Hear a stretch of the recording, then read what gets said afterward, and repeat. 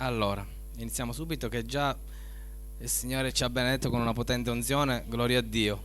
Però non vogliamo togliere tempo alla parola di Dio, quindi andiamo subito a prendere Matteo, capitolo 5, versetto 13.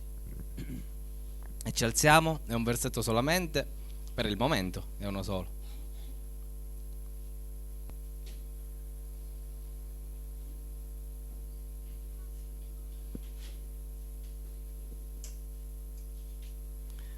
Voi siete il sale della terra, ma se il sale diventa insipido, con che cosa gli si renderà il sapore? A null'altro serve che ad essere gettato via e ad essere calpestato dagli uomini. Amen. Oggi vi potete sedere, avevo preso questo versetto perché avevo tutto in mente un discorso particolare, l'ho iniziato pure a scrivere questo discorso particolare. A metà mi sono detto no, forse non è più il caso di andare avanti perché già il discorso era diventato pesante per la mia mente. Perciò non volevo appesantire neanche la vostra. Ho alleggerito la mia e voglio alleggerire la vostra mente. Amen? Alleluia. Quindi, voi siete il sale della terra. Amen.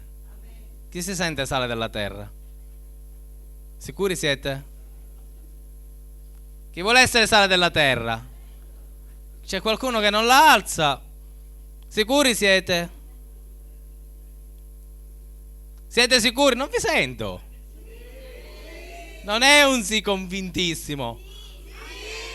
Sicuri siete? Perché non è bello.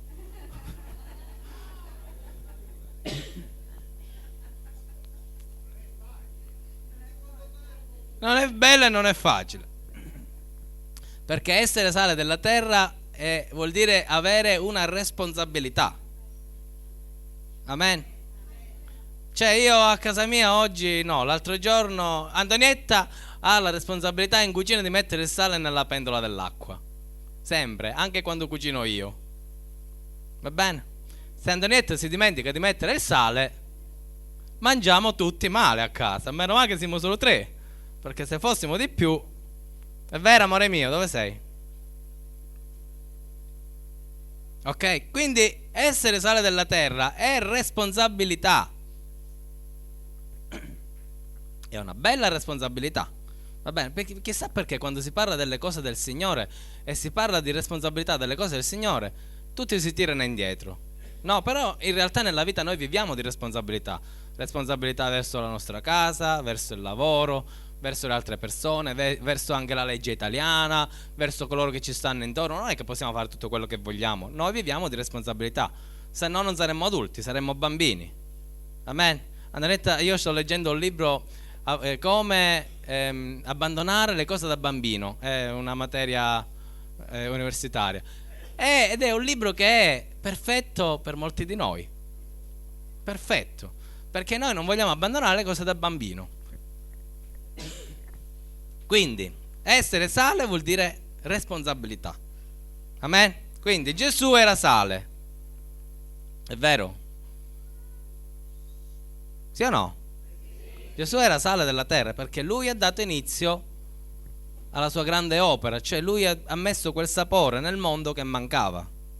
E oggi c'è quel sapore nel mondo grazie a lui. Però dice una cosa, che anche noi siamo sale della terra.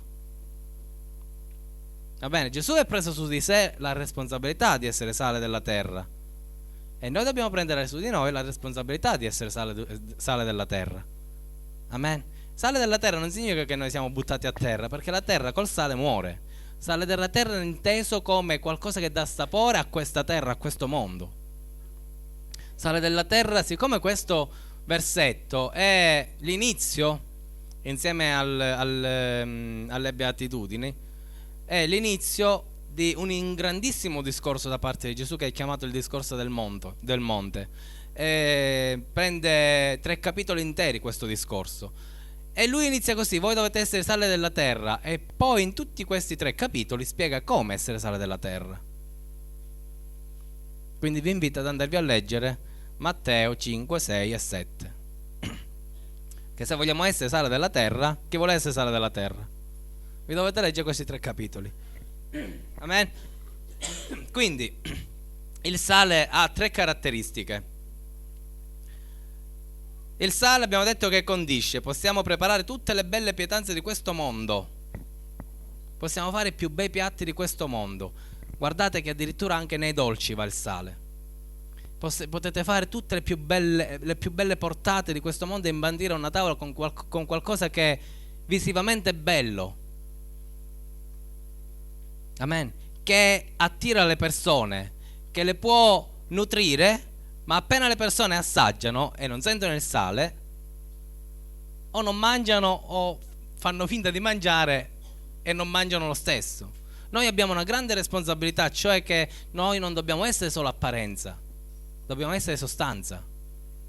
Questo significa essere sale della terra, perché noi abbiamo la capacità di apparire certe volte, ma non abbiamo la capacità di insaporire.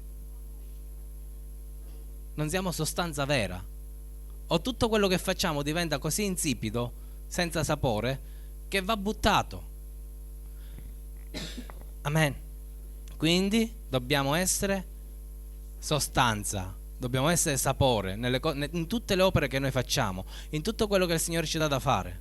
Non dobbiamo mettere la nostra immagine, dobbiamo mettere l'immagine di Cristo. Quello è il sale della terra. Anche perché vedremo poi il versetto appresso, il versetto 14, dove dice che noi siamo la luce del mondo. Amen.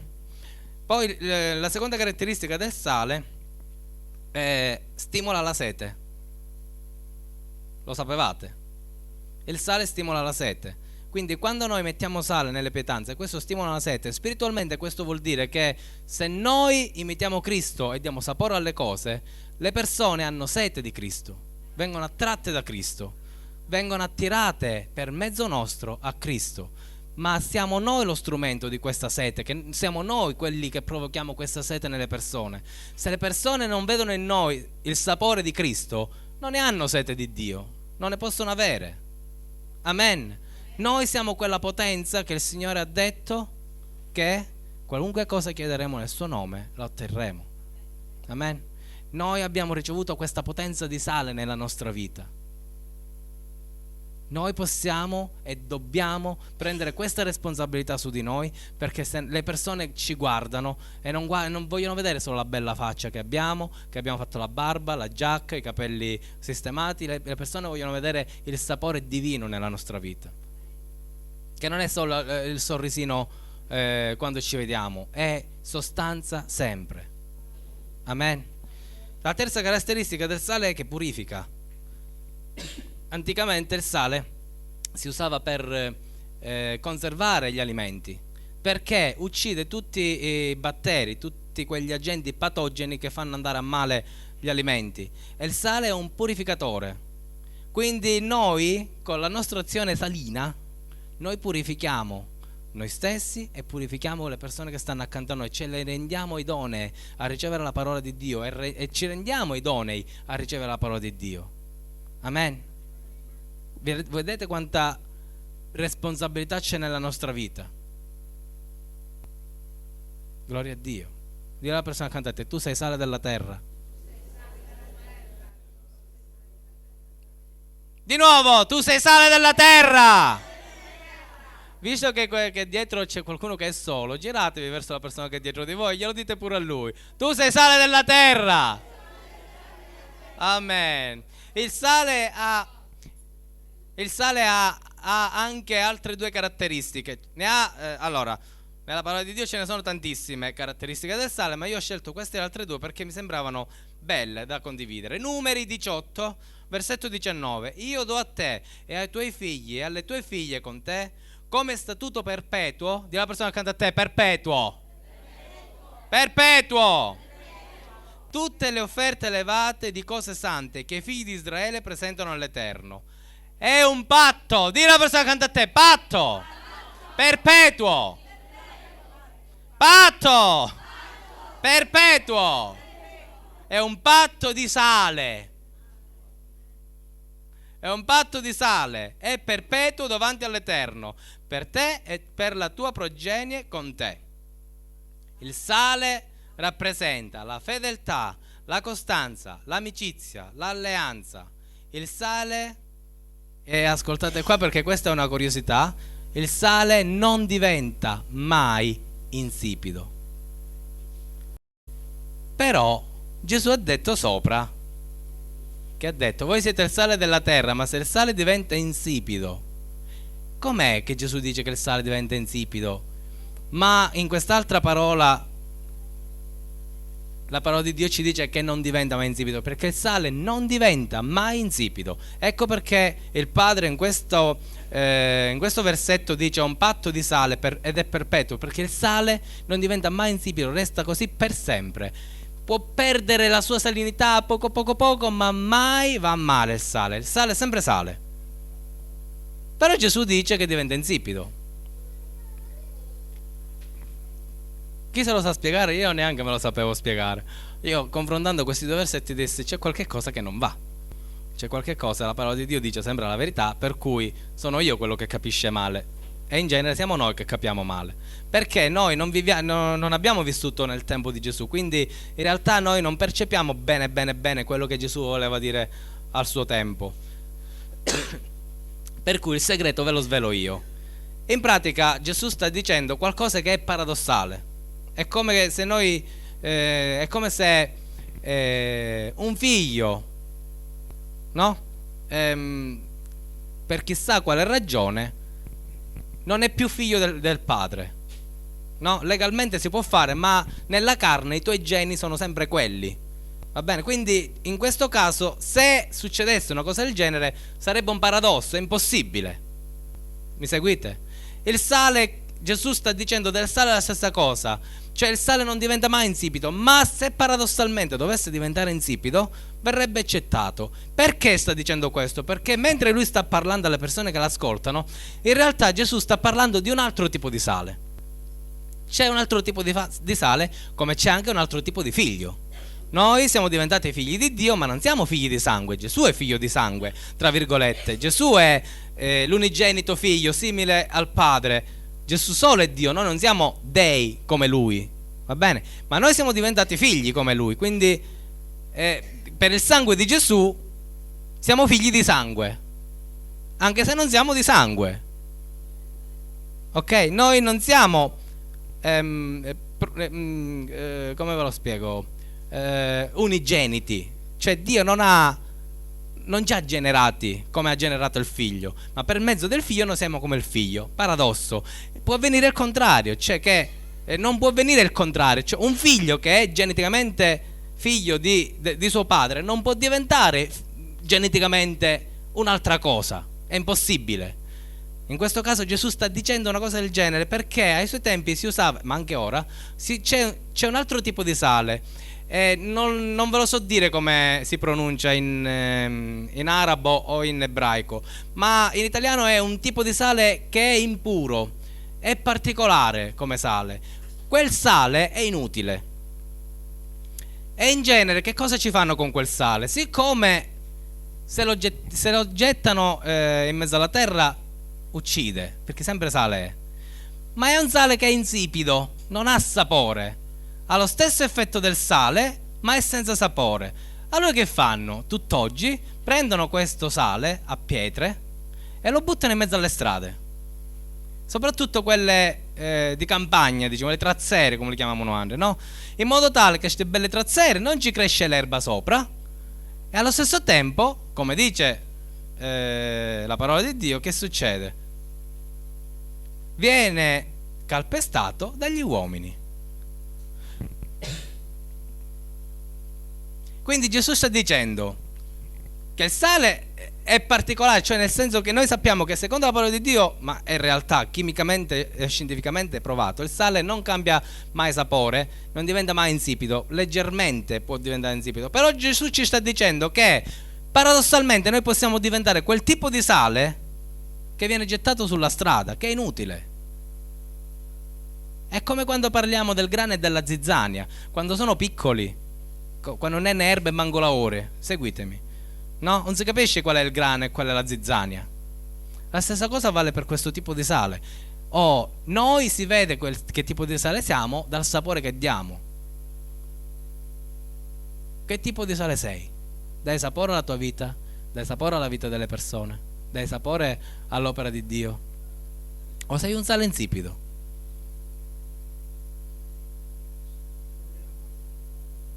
Amen. Vogliamo essere sale saporito. Dì alla persona accanto a te, sale saporito.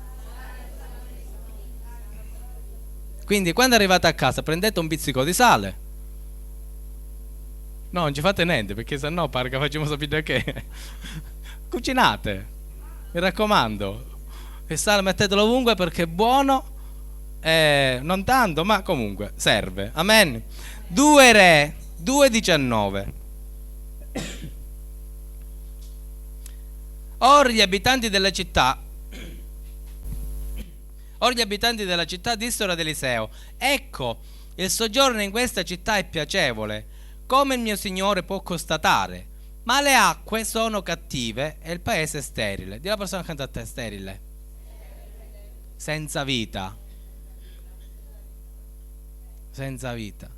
Abbiamo detto che il sale, se buttato in mezzo alla terra, rende sterile la terra, senza vita. Ma qua vedremo una cosa particolare. Egli disse: portatemi un piatto nuovo e mettetevi del sale. Ed essi glielo portarono. Allora egli si recò alla sorgente delle acque, vi gettò il sale e disse: così dice l'Eterno. Dì alla persona accanto a te: così dice l'Eterno. Così dice l'Eterno: io rendo sane queste acque, da esse non verrà più né morte né sterilità. Così le acque sono rimaste sane fino a oggi, secondo la parola che Eliseo aveva pronunciato. Il sale nella nostra vita sana, libera, guarisce, allontana la sterilità e la morte.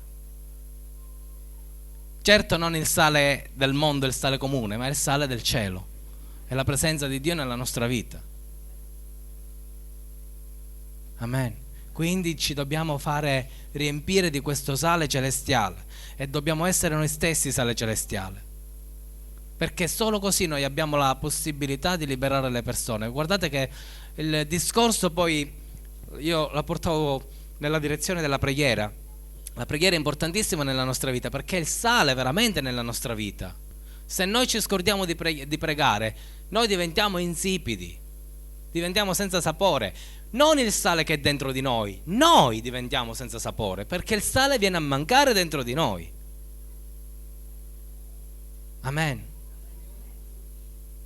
E il sale ha tante altre sfaccettature. Io facendo le ricerche sulla parola di Dio, ho visto che anche il sale rappresenta l'ubbidienza, il sale rappresenta la preghiera, il sale rappresenta la parola di Dio, il sale rappresenta lo Spirito Santo nella nostra vita, il sale rappresenta tantissime cose, è qualcosa di fondamentale, di cui non possiamo fare a meno. E se voi leggete tutti i capitoli 5, 6 e 7, vi renderete conto che ci sono un sacco di suggerimenti da parte di Dio nella nostra vita. Guardate che non cambia il fatto di essere salvati o non salvati, ok? Ma cambia la qualità della nostra vita, cambia soprattutto l'immagine che noi diamo di noi stessi agli altri, perché noi possiamo essere salvati e comportarci sempre non bene, ma possiamo essere salvati. E comportandoci noi non bene, cioè non avendo sale nella nostra vita, la nostra vita diventerà senza sapore anche a noi stessi. E noi stessi diremmo di noi stessi, quante volte lo dico noi stessi, non lo so neanche io. Nel senso, lo capite, diventiamo inutili anche per noi stessi. Diventiamo inutili. Questo significa essere senza sale, senza sapore. Amen. Quindi devi essere saporito. Se tu sei saporito, attiri le persone. E vi voglio dire un'altra cosa: non è qualcosa che dipende totalmente da noi, è qualcosa di soprattutto spirituale, perché non stiamo parlando di un sale vero, terreno, ma di un sale celestiale. Per cui il combattimento non è qui, cioè noi non stiamo lottando perché dobbiamo conquistare le persone, noi dobbiamo conquistare i cieli, e le persone vengono conquistate perché vengono conquistati i cieli. Il nostro obiettivo non è Tizio, Caio e Sempronio, il nostro obiettivo è i cieli sopra Tizio, Caio e Sempronio, è spezzare le catene di Tizio, Caio e Sempronio, perché le persone se no non vengono liberate. Voi potete dire tutte le più belle parole di questo mondo, ecco, potete essere i più dotti, i più intelligenti, i più saggi, potete sapere tutta la Bibbia a memoria, potete parlare alle persone e rivelargli tutti i segreti del pianeta Terra, va bene, ma se non c'è il sale, cioè quella potenza spirituale che abbatte le potestà dei cieli, i nemici dei cieli, gli angeli dei cieli cattivi, voi non combinerete niente. Questo è il sale che Gesù vuole da noi. Amen. Dì alla persona accanto a te: devi essere sale celestiale. Amen. Ok, ci siamo. Allora, Matteo 5,14. Voi siete la luce del mondo. Una città posta sopra un monte non può essere nascosta. Similmente non si accende una lampada per metterla sotto il moggio, ma sul candeliere, perché faccia luce a tutti coloro che sono in casa. Così risplenda la vostra luce davanti agli uomini, affinché vedano le vostre buone opere e glorificano il Padre vostro che è nei cieli. Amen. Vi voglio dire una cosa: si parla sempre di luce spirituale, ma come fanno gli altri a vedere la luce spirituale che non è visibile? Con le opere. Ok? Perché la parola di Dio ci insegna una cosa: non si è salvati per opere. Amen? Siamo convinti? Ma le opere confermano che siamo salvati. Non l'avete capita? Capite? Se noi siamo salvati, agiamo di conseguenza. Quindi se noi abbiamo ricevuto la luce dentro di noi, la luce dentro di noi opera di conseguenza. Amen. Guardate che nel mondo c'è gente che può fare anche opere più belle delle nostre, ma magari non ha la luce dentro. È pure successo. Qual è la differenza? Che noi lottiamo nei cieli, queste persone lottano sulla terra. Noi conquistiamo i cieli, loro conquistano le persone. Noi conquistiamo i cieli per Cristo e rimane fedele per Cristo. Quelli del mondo invece conquistano per il mondo e appena sbagliano se ne vanno. Sono delusioni. Vedete per esempio la politica, che bella. Ognuno di noi qua dentro, mi gioco tutto quello che ho. Abbiamo cambiato partito politico almeno una volta nella vita. È vero? Ma è normale, perché l'uomo ci delude. È Cristo che non ci delude. Amen. Amen. Quindi Gesù è la luce del mondo. Giovanni 8,18 dice: Gesù di nuovo parlò loro dicendo: io sono la luce del mondo. Chi mi segue non cammina nelle tenebre, ma avrà la luce della vita. Quindi Cristo è la luce. Dì alla persona che sta accanto a te: Cristo è la luce. Cristo è la luce. Amen. Quindi noi siamo chiamati a essere luce come lo è Lui, perché Gesù qua dice: voi siete luce del mondo. Anche questa è responsabilità nella nostra vita. Anche questa è responsabilità nella nostra vita. Noi siamo luce. Ma voi l'avete visto mai? Certo, ora non esiste più, ma in antichità si allumavano le lume. Chi si ricorda i lumi, quelli a petrolio? Io me lo ricordo, ce l'aveva mia nonna. Mia nonna accendeva il lume, no? E lo metteva...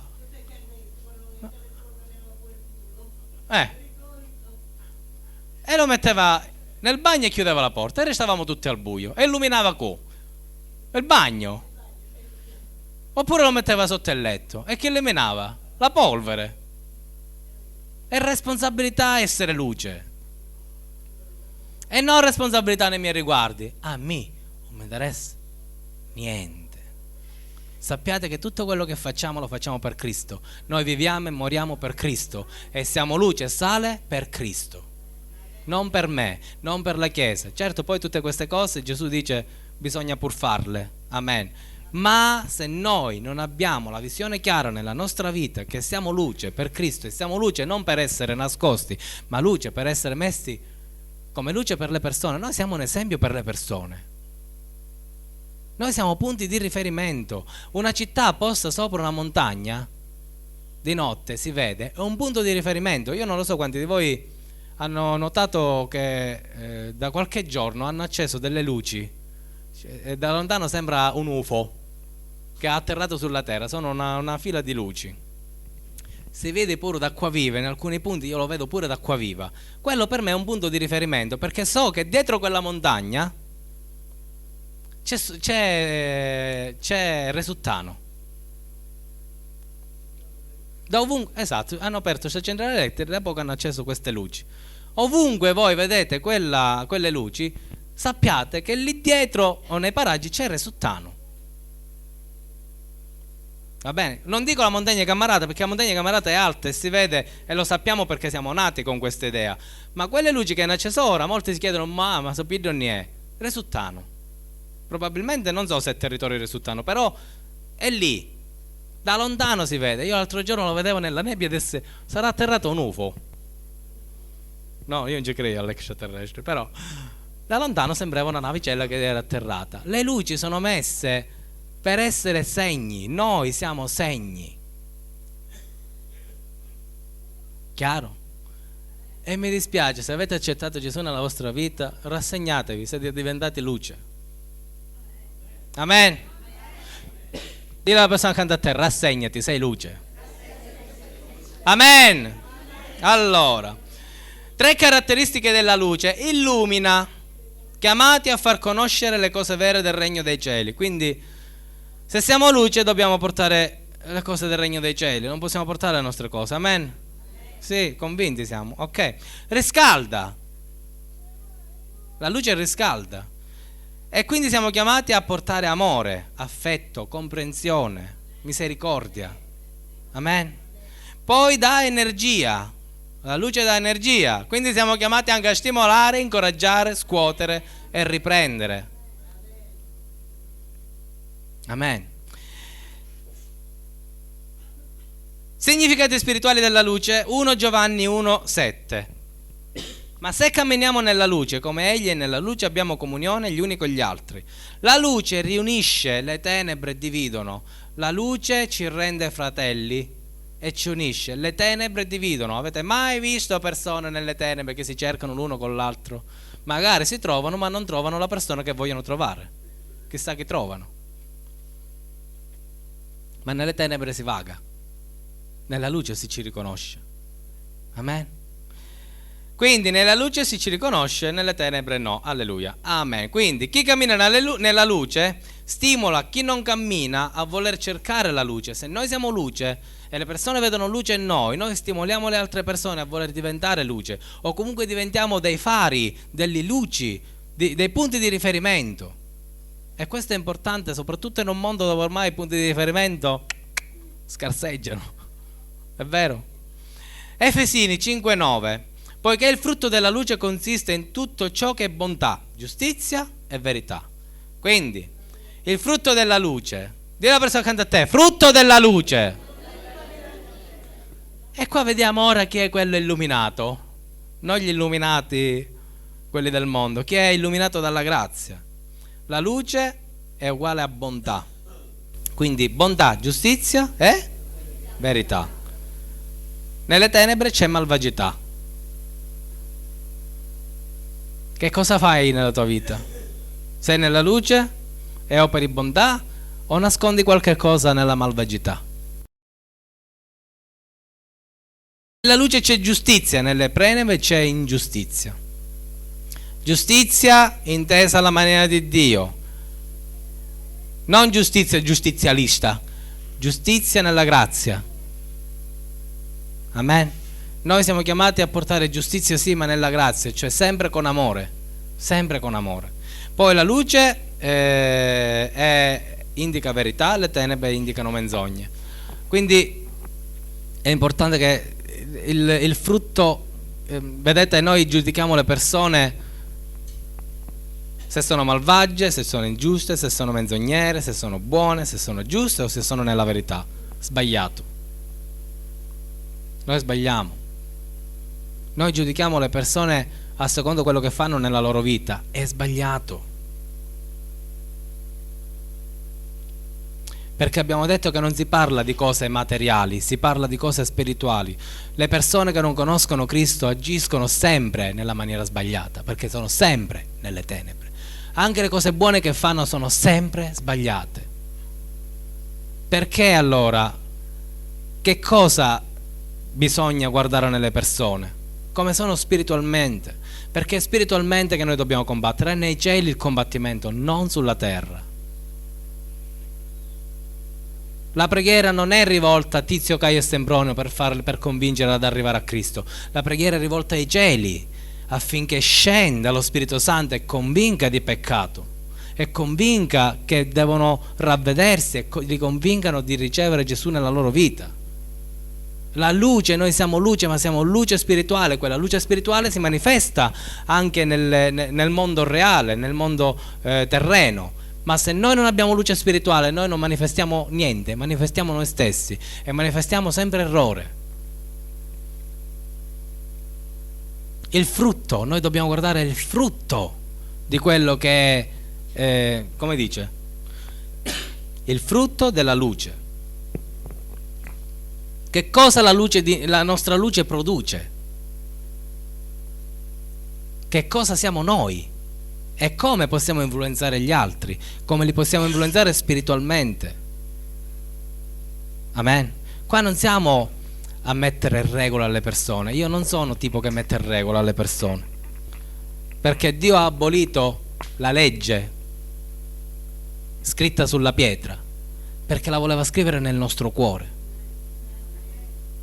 Il dito di Dio ha scolpito una roccia e ora vuole scolpire il nostro cuore. Ed è diverso, perché quello sulla pietra è una legge che pesa. Quello nel cuore è una legge che piace, è una legge buona, è una legge giusta, perché è dentro di noi, perché Dio l'ha messo dentro di noi, perché Dio stesso è dentro di noi. Amen. La luce, noi dobbiamo desiderare la luce, non quella che possiamo fare vedere agli altri, ma prima di tutto la dobbiamo desiderare dentro di noi, perché se noi non siamo luce non siamo punto di riferimento. E peggio ancora, se noi siamo luce e nascondiamo la luce che è in noi, è peggio, non è buono. Lo so che non è bello, ma dobbiamo uscire fuori. Ma no perché ve lo dico io. Non è una cosa che mi sono inventato dall'oggi al domani. È un desiderio divino. È un desiderio che viene da Dio, non viene da me. Certamente Dio, se noi mettiamo la luce sotto il moggio, è contento. Perché è contento? Non esagero, eh? È contento perché perlomeno c'è la luce accesa. Se fossimo spenti sarebbe peggio. Io preferisco una luce sotto il moggio che una luce spenta. Certamente però io vi devo incitare vi devo dire, non va bene la luce sotto il moggio, sotto il letto, dentro il water, non va bene.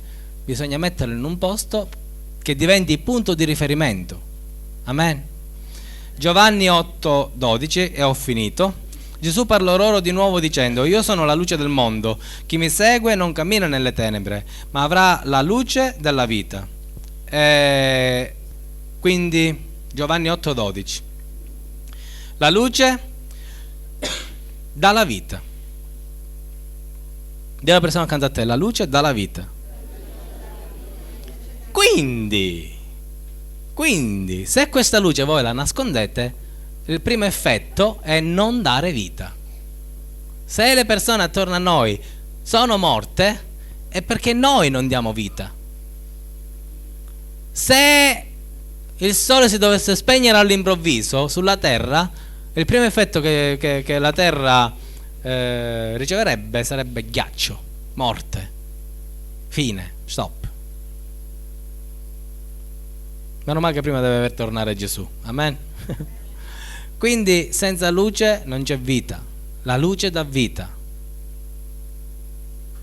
Dì alla persona accanto a te: la luce dà vita. La luce? La luce? Amen. La luce dà vita.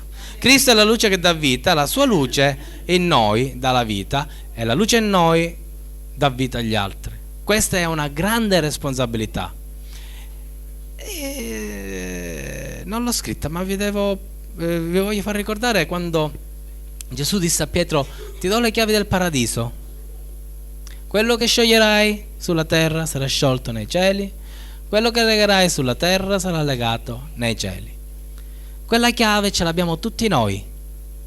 Significa che noi possiamo entrare alla presenza di Dio. Quella chiave è una responsabilità nella nostra vita, perché con quella chiave noi sciogliamo le persone e le portiamo a Dio, le leghiamo da Satana e le leghiamo da Satana e le portiamo a Dio. Noi abbiamo un potere nelle mani che è inimmaginabile, è veramente inimmaginabile, solo che noi non ne cogliamo il significato, non ne cogliamo la verità profonda. E viviamo certe volte come se ancora dovessimo capire che cos'è il risveglio, che cos'è lo Spirito Santo, come si manifesta, come non si manifesta. Oh, siete luce del mondo, siete sale della terra, agite di conseguenza. Amen. Avete le chiavi del paradiso. Potete entrare alla presenza di Dio e potete distruggere le potenze diaboliche che sono nei cieli. Amen. Il nemico davanti a voi si deve piegare, ma non perché siete voi, ma perché voi siete luce e sale della terra, perché a voi Cristo ha dato questa potenza. A voi e a me pure, attenzione. Amen. Noi siamo chiamati a vivere questa spiritualità, a vivere in questa maniera. Siamo chiamati a dare sapore a questa terra e a illuminare questa terra. Siamo chiamati a fare questo e molto di più. Gesù ci ha detto: quello che ho fatto io è niente, voi farete cose più grandi. Amen. L'altro giorno parlavamo con Dario, io ho sempre sentito parlare di un pastore, ora sarà la gioia di tutti voi, la stragrande maggioranza di voi, però non mi ricordavo come si chiamava, volevo il nome di questo pastore e ho scoperto non me lo ricordo il nome, quindi non me lo chiedete, però ce l'ho scritto. Ho scoperto con piacere che è stato uno dei fondatori dell'Elim nel Regno Unito. Questo uomo guariva dalla ciccia. Sì, incredibile. È morto dalla ciccia. Però certo, ciccia che era conseguenza di una malattia. Quindi, e lui, poi sono andato a leggere la biografia, praticamente le persone uscivano tenendosi i pantaloni perché perdevano peso all'improvviso. Cioè, Gesù l'ha mai fatta una cosa del genere? Gesù non l'ha mai fatta una cosa del genere. Io sai, Gesù moltiplicava i pani e i pesci per fare ingrassare le persone. Questo invece le dimagriva, incredibile. Ma Gesù l'ha mai fatta una cosa di questo genere? No. Poi se vi interessa vi dico come si chiama, ce l'ho scritto a casa. Però è impressionante. Questo qua picchiava le persone nella pancia, sgridava la malattia e questi all'improvviso dimagrivano. Ma cos'è? E sembra lo stesso personaggio. Un giorno gli è morta la moglie, lui non era a casa. Diciamo che non si è smosso, non si è sconvolto più di tanto, è tornato a casa, ha invitato tutti quelli che stavano piangendo la moglie di uscire fuori e fatti uscire fuori, è entrato solo lui e ha iniziato a pregare. Non lo so che tipo di preghiera ha fatto sta che ha chiesto a Dio di fare risorgere la moglie e la moglie è risorta. Incredibile. E lui racconta poi la conversazione tra lui e la moglie. Praticamente si sciarriarono, perché ci disse: ma come te ne va senza salutarmi? Ci fa: no, ma ha ragione, ma che te posso fare io? Non mi stai babbiando. E si sono salutati, si sono abbracciati, si sono salutati e lei è morta di nuovo. Cioè, Gesù queste cose cioè, lo capite che cosa abbiamo tra le mani? C'è potenza dentro di noi e noi ci sfugge questa cosa.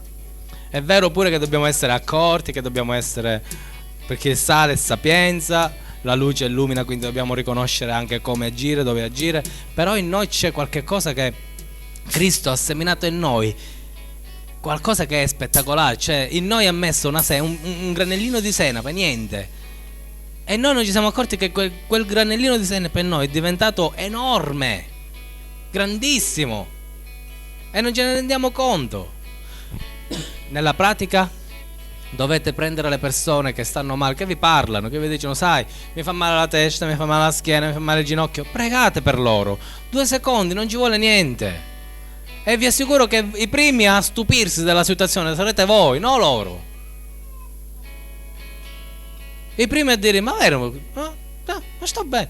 Sarete voi, e voi direte: ma che fui io? Ma pregate per le situazioni che hanno problemi in famiglia, pregate, prendeteli per mano e dite: io Signore, io voglio sgridare la situazione cattiva che c'è in quella casa, io voglio che la tua benedizione scenda in quella casa. Dovete farlo, perché voi siete il sale. Se voi non portate sale, le persone non ricevono niente, non ricevono benedizione. Voi siete luce. Questa è la luce che dobbiamo manifestare, questo è il sale che dobbiamo manifestare.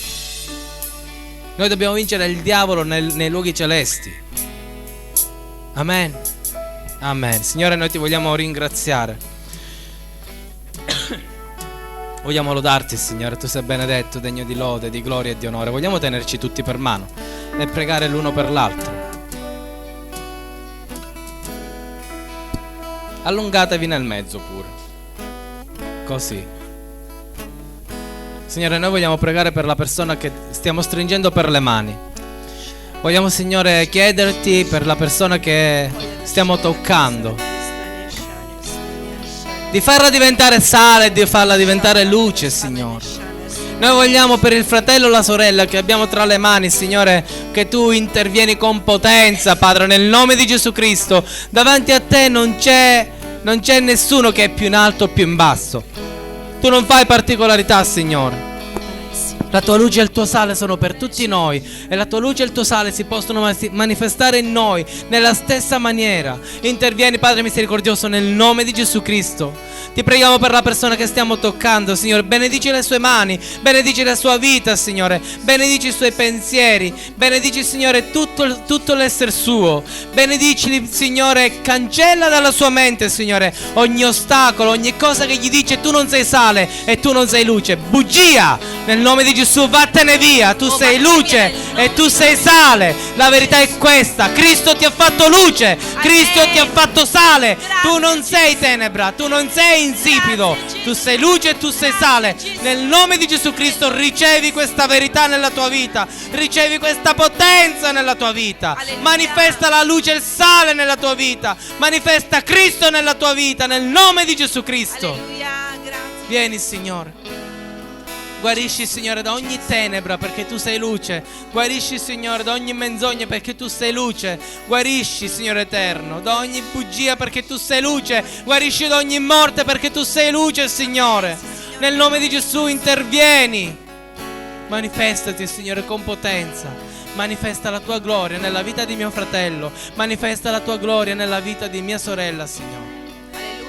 Nel nome di Gesù Cristo intervieni, Signore. In questo momento, Signore, muoviti con forza, Signore. Muoviti con potenza, Signore. Muoviti per la guarigione, Signore. Tu sei la luce e sei il sale, Signore. Tu sei la prima luce, tu sei il primo sale, Signore. Scendi con potenza, Signore. Vieni, Signore, a dare sapore a questa assemblea. Vieni a dare luce a questa assemblea. Tutte le conseguenze della luce, tutte le conseguenze del sale. Libertà e guarigione, Signore. Verità e unione, Signore. Nel nome di Gesù Cristo intervieni con potenza, Signore. Abbiamo bisogno ancora che i cieli si aprano sopra di noi. Nel nome di Gesù Cristo, Signore. Nel nome di Gesù Cristo. Stendi la tua mano. Vogliamo essere, Signore, punti di riferimento per questo mondo. Vogliamo essere lampade accese, Signore, per essere a bella vista, Signore, per illuminare questo mondo, Signore. Alleluia. Tu ci hai dato questa responsabilità e noi non possiamo tirarci indietro. Dobbiamo fare un passo avanti, non indietro. Nel nome di Gesù Cristo intervieni, Signore, nella nostra vita.